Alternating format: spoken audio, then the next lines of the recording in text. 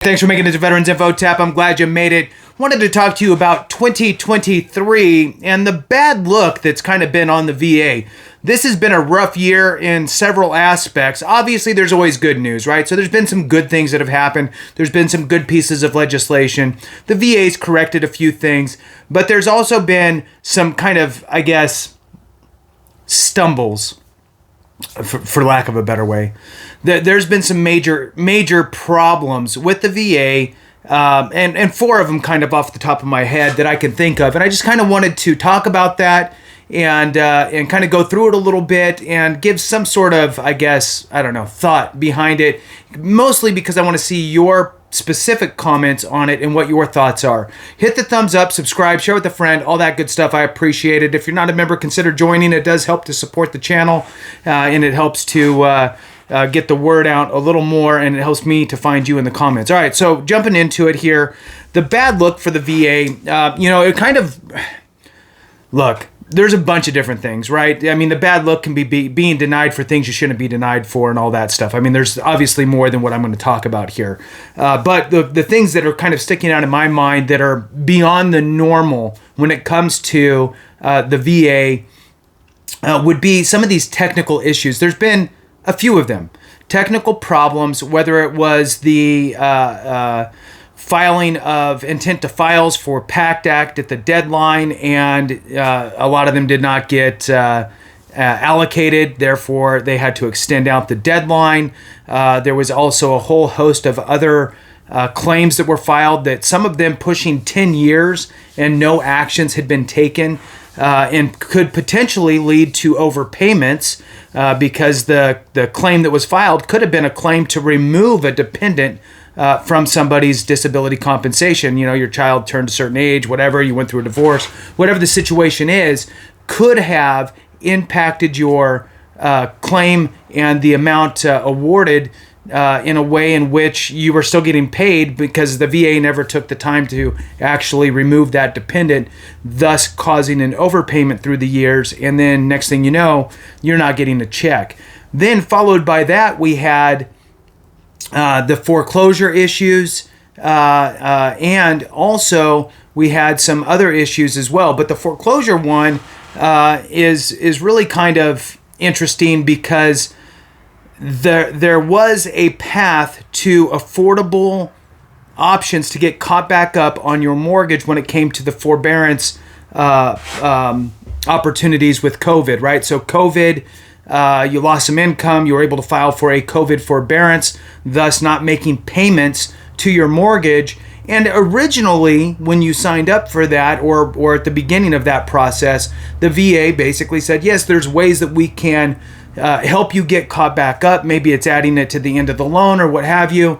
And then there was some sort of special authorities that were provided for the VA to ensure that could happen, and those authorities went away, and the VA did not replace them with anything. There was nothing in the VA's power, so they say, that they could have put in place to help those homeowners until, magically, there was a lot of pressure, both publicly and through different media outlets, as well as from the Senate, pushing on the VA to act and not let these foreclosures go all the way through until they had something in place.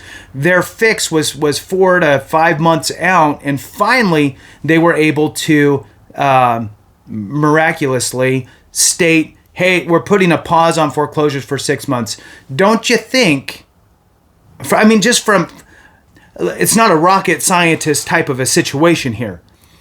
If anybody out there were working for the VA in this, kind of leadership perspective for home loan stuff, and you went, oh, this authority is now ending, and we still have people that are on this COVID forbearance, and oh, they're probably going to slip into foreclosure now, and the only way they can get caught up is to pay the amount that we let them not pay, to pay that in full. Okay, well, let's work on a workaround for that and implement something. Oh, it's going to take 4 to 5 months. Well, we'll just go as fast as we can. Don't you think for 1 second, I mean, I would go, you know what, we need to put in some sort of a stay, we need to put in some sort of a block of time where no foreclosures could happen until we get this fix in place, because we need this fix in order to ensure that our veterans are, and surviving spouses, by the way, right? VA home loan gets transferred over to a surviving spouse, what have you. All of that stuff. Don't you think for a second that somebody probably should have been able to come up with that on their own instead of getting pressured from the Senate and have all this bad news and bad look going on? There's a lot of pie in the face is what I've been kind of seeing, and it's a little bit bothersome because it makes me question leadership. From a leadership perspective, this is, look, the writing's on the wall. You can't get more clear with what's going to happen. So let's put some safety nets in place to get us to the finish line here to actually resolve the issues. So that's frustrating. Then you have following that, or around the same time, the pension issue. Now, for those that don't know, VA pension is another monetary benefit from VA. You cannot collect both. Typically, right? You're gonna pick one or the other, right? Ideally, you're gonna go with compensation because it will pay you more, and you can still earn, unless you're obviously on TDIU. Even then, you could still earn money a little bit on TDIU. However, back to pension. Pension is a horrible name for it, but that's what it's called. Really, what VA pension is it is a safety net program for veterans and surviving spouses, by the way. It is a safety net program for veterans and surviving spouses that if you are low or no income, so if you have low or no income, if your income is less than the poverty level set by Congress for your specific situation. So if you are married and you have children, you're going to have a higher amount, right?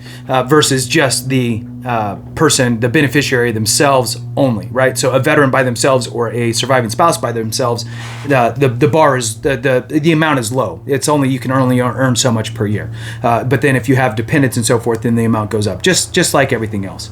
So it is again a safety net program for those that are the most financially in need, right? Bad situations, right? Nobody wants to be at the poverty level, especially when you look at it from a federal perspective.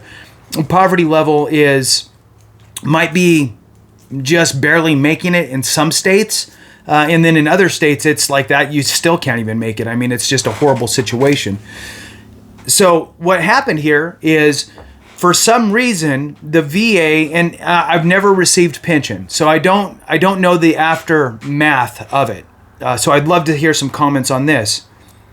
It sounds to me like after you qualify and you get approved for pension, which I've been on that side of it, helping people do that. So fine, it's income based. You got to provide all your proof. There's some things that you could subtract out of your income to lower your income, because the lower your income is, the more pension you can receive, because it'll bring you up to the poverty level. But once you're all done with that, then it sounded like, from what I was reading, that the VA does like an income check with you, and it sounded like every year. Every year they go, hey, has your income changed? And I don't know how detailed that is, but I could see that if I, for example, was receiving Social Security and the years go by and I had COLA increases, but the question was, did your income change? Or have your income sources changed, or whatever the wording is, I could see people just saying, no, I'm still getting Social Security and that's all I'm getting. But maybe they didn't allocate the dollar difference, right? Yes, it changed. It went up, whatever, $37 or whatever it is, right? But year after year after year.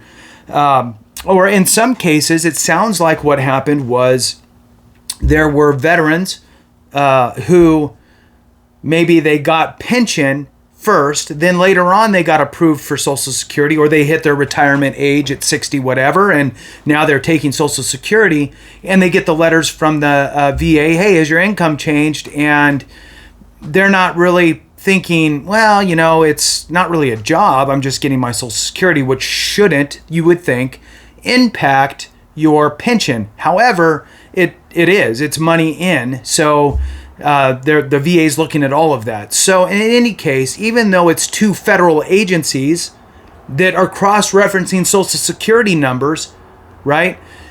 You would think that it wouldn't be too long before you get the letter that says, hey, look, you received this much in this and this much in that, and now we got to figure that out and correct it over the next however many months, and now we'll be back on track. The VA didn't do that. And I'll be honest with you, some veterans may know, hey, look, I should report this, but I'm not. I'll let them just catch up to me. I need the extra money today, and I'll figure it out later. Okay, some people do that. I did that when I received not pension, but disability compensation and reserve pay. I received all of my reserve pay for like a year. And then when I filed my taxes, the VA and my DOD stuff went, hey, you're kind of double dipping in some spots here. So we're going to wipe out your VA pay for 3 months or 2 months or whatever it was at the time and get you caught back up because you weren't supposed to whatever. So, I did it because I needed the money then, not later. And it worked out, and, obviously that's old news now. But the bottom line is that sometimes you'll have people who try to, we'll call it work the system, but it always comes back to get you. But you don't think it's going to take 10 years to come back and get you. And then you'll also have people who are just not aware, right? I don't know that it's not specific, maybe, that it says, hey, if it's Social Security, maybe it says earned income. Maybe it says, maybe it just says income. Has your income changed? Well, income, you kind of think, I'm playing devil's advocate here. Income makes you think it's earned. I went to a job, I earned money, I'm getting it, I'm going to get a W-2. Where Social Security is more like a retirement, right? So I could see some people, going, no, not really. You're just checking boxes, or maybe you didn't even fill out the form, right?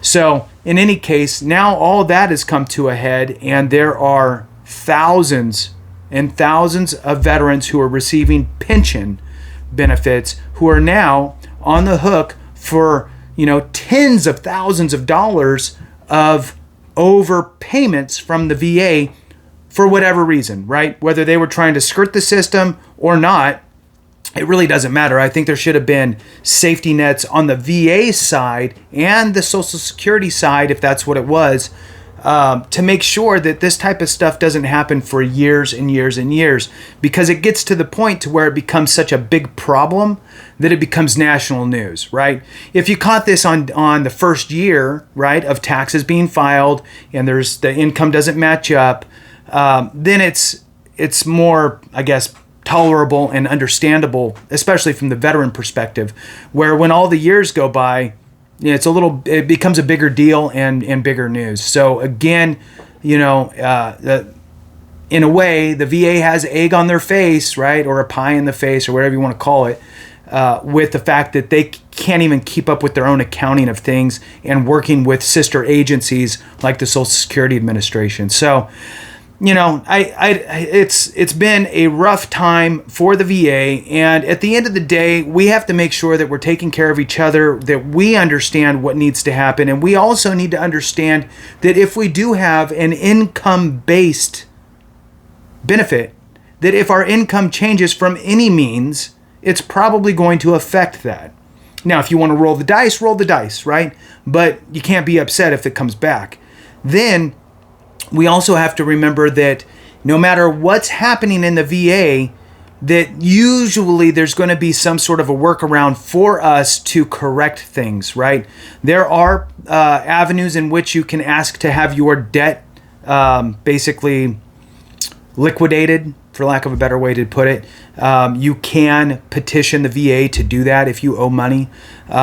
If you get denied for some sort of a benefit, you can always file, higher level reviews or additional, like a supplemental claim to get looked at. You can put in for an appeal. You have a ton of different options to go with regard to fighting the VA's original decision.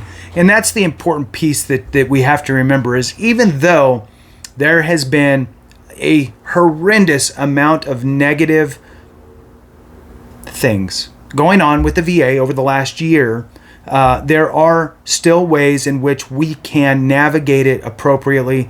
And at the end of the day, I believe that knowledge is really the power, right? The more that we know and understand how things work and why they work the way they do, the more we can make sure that we're not put in a screwy position with the VA. So with that, thanks so much for watching. I appreciate each and every one of you. Have a great one. And remember, if we don't take care of each other, something went wrong.